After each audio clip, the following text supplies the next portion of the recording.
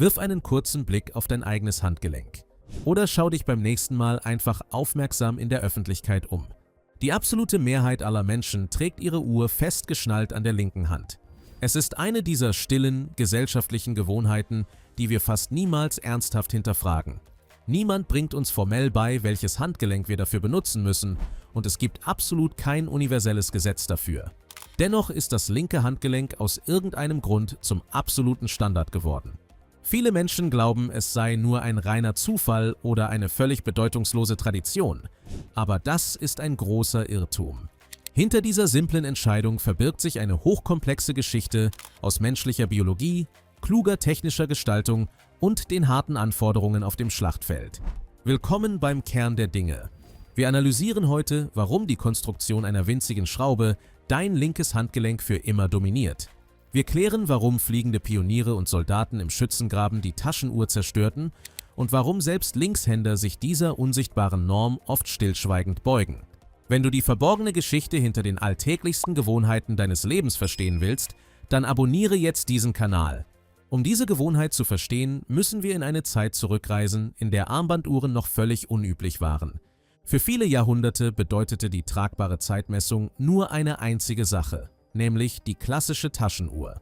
Ab dem 16. Jahrhundert wurden diese Uhren meistens an langen Ketten getragen und tief in den Taschen von edlen Westen verstaut. Armbanduhren hingegen galten lange Zeit als rein dekorative Schmuckstücke, die fast ausschließlich von Frauen getragen wurden. Die allererste bekannte Armbanduhr der Welt stammt aus dem Jahr 1810. Damals gab Caroline Murat, die Königin von Neapel, ein solches Modell bei dem legendären Uhrmacher Abraham Louis Breguet in Auftrag. Zu dieser Zeit war eine solche Uhr eher eine luxuriöse Kuriosität als ein echtes, praktisches Werkzeug. Diese Wahrnehmung begann sich im späten 19. und frühen 20. Jahrhundert massiv zu verschieben. Ein gigantischer Wendepunkt ereignete sich im Jahr 1904, als der brasilianische Flieger Alberto Santos Dumont ein massives Problem hatte. Er bat seinen Freund Louis Cartier, eine spezielle Uhr zu entwerfen, die er beim Fliegen ablesen konnte, ohne seine Hände von den wichtigen Steuerelementen nehmen zu müssen. Das Resultat war eine der allerersten modernen Armbanduhren, die ganz gezielt für Männer entwickelt wurde. Der absolute Durchbruch kam jedoch wenig später mit dem Ausbruch des Ersten Weltkrieges. Die Soldaten stellten extrem schnell fest, dass Taschenuhren im tödlichen Kampf völlig unpraktisch waren. Eine Uhr mühsam aus der Tasche zu ziehen, während man feindliche Angriffe koordinieren musste, war schlichtweg zu langsam und zu gefährlich. Die Armbanduhr verwandelte sich von einem weichen Schmuckstück in ein überlebenswichtiges Instrument für absolute Präzision. Aber diese militärische Geschichte erklärt noch nicht, warum ausgerechnet das linke Handgelenk den globalen Sieg davontrug.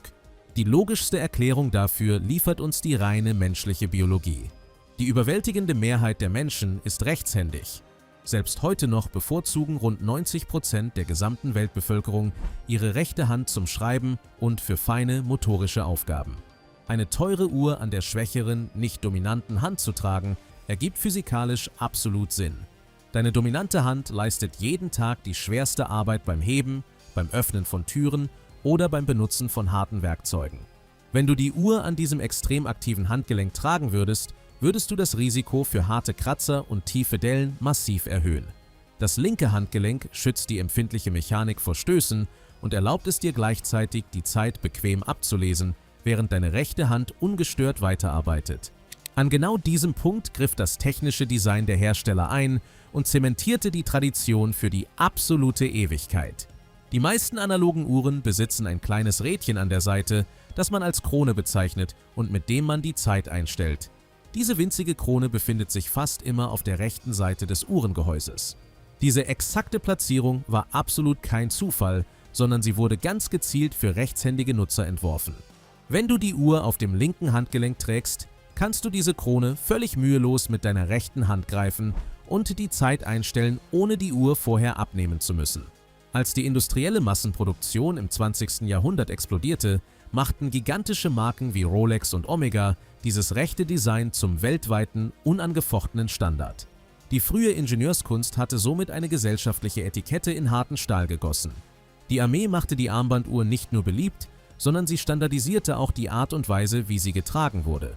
In der militärischen Ausbildung des frühen 20. Jahrhunderts war absolute Uniformität das wichtigste Gesetz.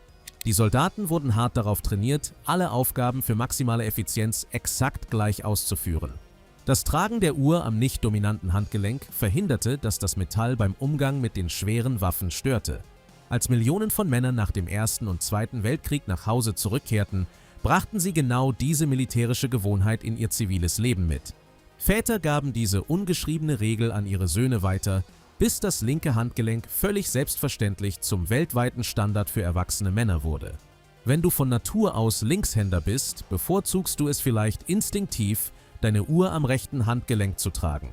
Weil die Welt der Uhren aber so stark auf Rechtshänder genormt ist, tragen selbst viele Linkshänder ihre Uhr auf der linken Seite, weil sich die Krone dort leichter bedienen lässt. In den letzten Jahren hat sich diese harte Regel jedoch durch den Aufstieg von digitalen Smartwatches massiv aufgeweicht. Bei vielen dieser modernen Computer am Handgelenk kann man den Bildschirm einfach digital umdrehen und die Uhr problemlos an den rechten Arm schnallen. Die absolute Diktatur der mechanischen Krone ist damit endgültig gebrochen. Warum werden Uhren also an der linken Hand getragen?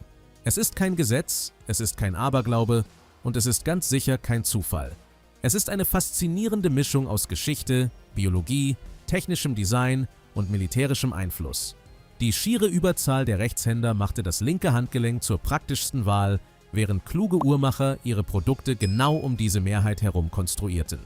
Es ist erstaunlich, wie eine so kleine, alltägliche Handlung ein ganzes Jahrhundert an stiller Beeinflussung in sich trägt.